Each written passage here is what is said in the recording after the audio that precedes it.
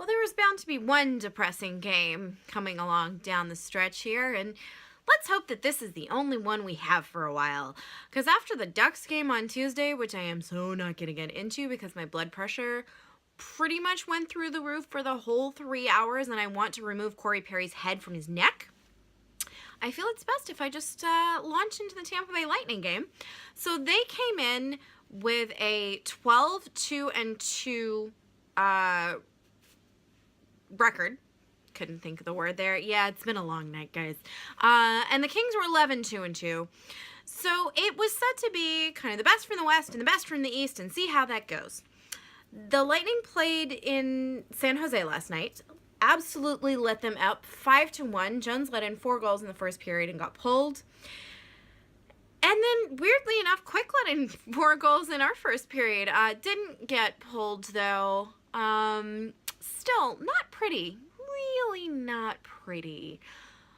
Even worse, those 4 goals came within about 2 minutes of each other. It took them 9 minutes to get on the board. And then 34 seconds later, they did it again. And then 34 seconds after that, they did it again. And then about 50-something seconds after that, it was 4-0. And it was really quick. It felt really quick. Just bam, bam, bam, bam. And wait, what is happening? So it was rough. It was very rough. They're fast. All of the little mistakes that the Kings have been making that they've been able to get away with, a lot of those silly little turnovers that they've been doing and getting it a little sloppy. Jesse and I talked about this in the podcast earlier in the week, that they have been letting quite a few shots against. They're kind of at the top of the pack. And obviously right now, small sample size, things are very close together in that kind of sense. But we let in 54. That can't be right. I think it is, guys. We had 24 shots and they practically doubled us. At one point we were 12 and they were 24. And then they were 36, I think, before we got another one in that stretch in the second period. It was really, really rough. I started this point by saying they were very fast, and that is what helped them capitalize on all of the little things that the Kings had been doing wrong. That previous opponents, again, the Ducks really, the turnovers against the Ducks were rough, but in a completely different way. When Tampa picked up on their forecheck, Stamkos was down the ice before we even had people in the neutral zone, it felt like. We were down Kempe, and that's even more unfortunate than it would have been because we didn't know we were going to be down Kempe until this evening. So all of the things they practiced this morning, he was fine, and then he kind of got under the weather. So they got a little thrown off to begin with. So this kind of started out a little behind. And Kempe is the fastest person on the team, for sure. I love the little Swedish meatball. And I didn't think I'd be saying this at the beginning of the season, but you very much felt the loss of him in the lineup tonight. His speed was very necessary. And he's been very successful with putting that speed to use and actually doing things once he gets into the zone there. So anyway, it was a rough night. Like I said, 4 goals in 30, 60, yeah, about 2 minutes there halfway through the first period. Speaking of rough, here's an awesome hit that Dowd had that started off whatever penalties were going to be going for the evening. Clean hit. At least I think it was. The unsportsmanlike conduct came from Hedman after that when he tried to get into things with Dowd, and so then Dowd dropped the gloves and then Hedman suddenly wasn't going for it. So it got a little weird. But anyway, I believe that led to some 4-on-4 time, which didn't get anybody anywhere. But yeah, then there was the first goal, which was a breakaway by Kucherov, which... So Kucherov and Stamkos together are literally the best line in the NHL right now. They're combined for, I can't remember if it was 56 or 58 points. Does it really matter when they've only played, 12-2-2, so that's 16 games? In 16 games, Kucherov has 15 goals. And now he has a couple more. So probably shouldn't give a guy like that a breakaway, just a thought. So that was goal number 1. Goal number 2, like I said, 34 seconds after, just totally blindsided everybody. Rebound into the net there. Third one was Hedman. We tried to have that one waved off. It was for offsides. They determined the call was not offside, so we got a delay of game penalty as a result of the ineffective call or ineffective challenge. And sure enough, that's when they scored their 4th goal. And it just kind of all went downhill from there. Yeah, everything was just flat after that. To come back from 4-0 is really, really rough. About 8 minutes into the second period, and I remember this because 8 minutes in, number 8 Drew Doughty went into the box, and at this point we're just like, well, what is even the point in playing? Quick had made some good saves. I was slightly surprised to see him back in net only because of what happened with the Sharks, but I mean, if the Lightning were this fast and scoring that much and quick, yeah, let's just keep rolling with that. Just let the game fall where it falls. So, yeah, a few more penalties in the second period. We got the first goal back from Tyler Toffoli. That was exciting.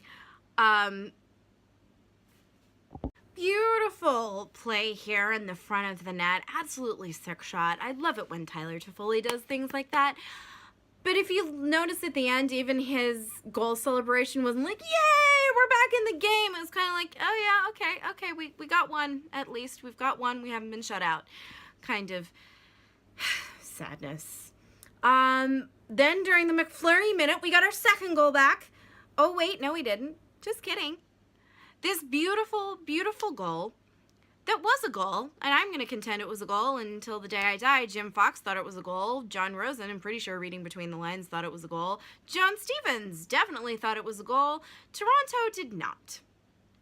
They thought there was goaltender interference on the play. I'm not sure it counts when your own teammate runs you over. Brown was certainly at the net, that's for sure, but that's his job and that's what he does well. So that beautiful Kopitar shot there, they determined that it was Brown's fault that some other guy fell into his own goalie. If Muzzin had fallen into Quick, I would have been pissed, but I would have accepted the goal because... Anyway, not going to get into that. We had it called off, and it was rough because going into the third 4-2 sounds a lot easier to overcome than going into the third 4-1, especially since the Kings have scored quite a few goals in the third period. I believe they are top in the league in third period goals. Their comebacks have been pretty infamous. Comeback against the Ducks on Tuesday, where they won the game like 3 times, but had to win it finally for the 4th time in overtime. Anyway, like I said, not going to get into that. So it was a little rough, but they did seem to get more energy from that, knowing that it is possible to get by Peter Budaj. Oh, right, guys, we were playing our former backup, who's current Tampa Bay Lightning backup. Welcome back, Peter Budaj. It's slightly unfortunate that you're as good as you are playing for another team, but whatever. That happens. So, I mean, kudos to Peter. There was actually one shot in the first period where I have no idea how he managed to rob Tyler Toffoli. He clearly had, sorry, not Tyler, Andre Kopitar. Just point blank shot with, I don't even know. He stole Quick's Jedi powers this evening, apparently. To be fair, a lot of the goals were not on Quick. It was just absolute defense breakdown all over the place. Like I said, they were too fast for us. We were just not picking up the puck when we needed to, and we weren't picking up the players we needed to. You can't leave Hedman alone, guys. That's really dumb. Hedman, Stamkos, Kucherov. Oh my God, guys, don't give Kucherov a breakaway. I'm going to say that again because anyway, it bears repeating.